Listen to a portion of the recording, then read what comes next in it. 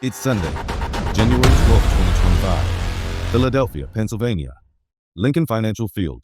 Daytime, inside. Jordan Love arrives soaking in the spirit of a gunslinger of yore like Brett Favre. But coach Matt LaFleur sees this playoff game as a building block on the foundation of a championship franchise. Jordan Love takes the field and he unleashes missiles from a Bradley tank. But unfortunately for Jordan today, the missiles are misfiring with consistency. But after this loss, I believe Jordan Love and coach Matt LaFleur will get back on the same page.